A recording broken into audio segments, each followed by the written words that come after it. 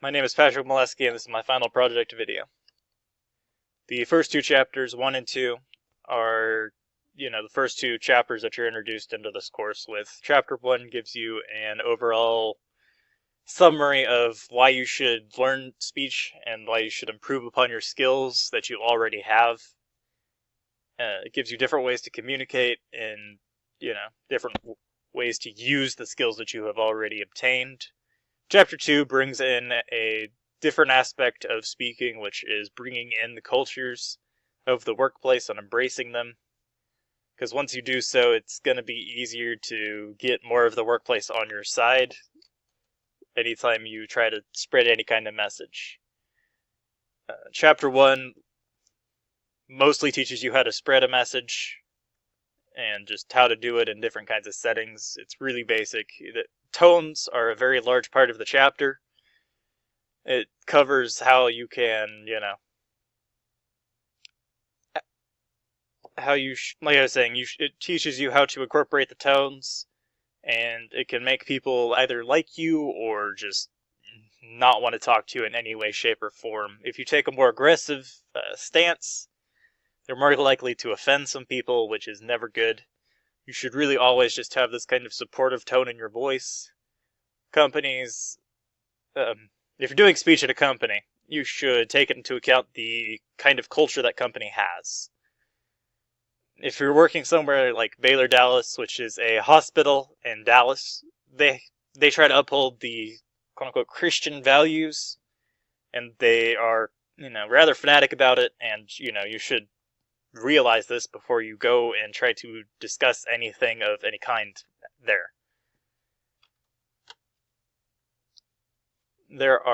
Chapter 2, like I said, introduces the thought that there are different cultures in the workplace, and that how you should really think about it and incorporate something to make them feel welcome and get them onto your side when you're spreading that message. The next bunch of chapters are about public speaking, which is chapters 9, 10, 11, and 12. 9 teaches you how to target a specific audience and establish goals to get that specific kind of audience on your side. Chapter 10 is loosely about how to give verbal and visual support to your speech. And 11 kind of tells you to put your own spin on your presentation after choosing one of the basic kind of outlines for your speech. Chapter 12 is, overall just how to prepare and how to deliver the speech after you've chosen it and produced it. So, some more in Chapter 9 is that it is always important to know who you're going in to talk to. If you don't really know who you're going in to target or talk to, you're really just babbling and you have no set goal because you're kind of just talking to nobody. Establishing goals for, your specific speech, like I said, very important because you need to get in there to prove a point, not just to babble up there on a stage or whatever they put you up on. Chapter 10, like I said, is all about giving that visual support and that verbal support to your speech to make it really come together. Visual aid is not always required, but it is suggested that you often use it. If nothing else, just to keep your audience entertained and give them something pretty to look at, like a graph. People like graphs, they view it as a kind of proof about what you're speaking about. Chapter 11 is mostly how to conduct and present yourself. I believe that it depends on what kind of audience you're talking to, because, certain people will take offense if they came underdressed or overdressed, or just, you need to find a happy medium and stick with it. But, finding this happy medium is very important. It really just depends on your area or just what kind of audience you're giving it to. Chapter 12 This is really mostly just how to prepare yourself to give that big speech and how to deliver that information. You need to create a certain appeal that, is ethical and effective at the same time. So, the other big part of the chapter is working with others and how to deliver a good group presentation. This means that you kind of have to get to know each other. That way you know how everybody works and what kind of skills they can bring to the table. This is not my favorite kind of presentation in the world, but sometimes working in a group can actually make things easier. The next group of chapters are all about personal communication, which is more of a one-on-one kind of situation for a small group. The other thing is that Chapter 6 brings in the interviewing process. Chapter 3 is basically just only about listening and how you can use it to your benefit. I feel that this can help improve employer and employee relations, as your sole goal in while you're working at that company should be to make everybody feel valued and appreciated. There are certain barriers to overcome when trying to listen. The main one that I've seen is that you don't look like you're paying any attention, so they don't feel valued, or that their opinion isn't being listened to in most cases. The other part, which is still kind of just based on not paying attention, is just not giving the proper feedback and sounding like you didn't listen to what that person said at all. Chapter 4 is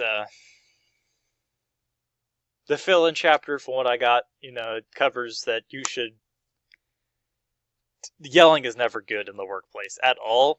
It doesn't get anywhere and it doesn't give you anything. Your goal should be to try to turn an argument into like a constructive kind of criticism thing. That way you could take whatever that person said and turn it into some kind of advice for yourself. You should really only use clear and concise language, and you really shouldn't raise your voice, like I said. Applying information to these conversations after, like I said, the critical element is added, after if things get heated or something. You can always make conversations more interesting and informative for yourself and those who participated by using these constructive criticisms. Chapter 5 is mostly how to give advice and praise, I guess. But it also teaches you how to exacerbate a situation if it calls for that, or just... Yeah. Another thing that this chapter covers is just how to plan for a work-related speech situation, which doesn't really mix in, but I didn't write the book. Chapter 6 is the basics of the interviewing process and how to conduct yourself in it. There are certain questions that are just unacceptable and should never be answered or asked. You can just say, I refuse to answer those if it means that much to you. My preferred method of doing this, however, is reflecting them and kind of giving them half rhetorical answers. Because if they're a good interviewer, they'll know that it's not technically legal to ask you, but they'll try to do it anyways. And then another thing that I also figured out on my own is that you should always write a thank you note to whoever gave you the interview. It's not a mandatory thing, but I've seen people get hired by simply writing that. And, that's what they needed to get above the other guy who would have gotten the job. Because that shows a level of dedication and amount of effort that you're willing to put in to get this job. Really, that's all it is. Alright, chapter 8 and 8, I didn't really understand what the basic, this is what you need in your speech said 8 and 8 for, but this is chapter 8. It's really just about meetings and how to conduct yourself and how to provide effective planning and running the meeting. the other thing is when it is good to hold a meeting. There are certain situations where you should just cancel a meeting. Like if the week is dead and there's no point in having a meeting and you have to have one, you should just call it in, spend your 5 minutes doing whatever it is you need to do, and just let everybody go. Not in a firing way, but just let them get back to either what they need to do or whatever they aren't doing. There's also busy weeks, which are important to have a meeting in, but you really shouldn't be holding people for too long, because if you hold them for too long, they tend to get unhappy because they're not doing the work that they need to do to meet the quota. Alright, so this was my speech for the final project. I hope it wasn't absolutely horrible, and yeah.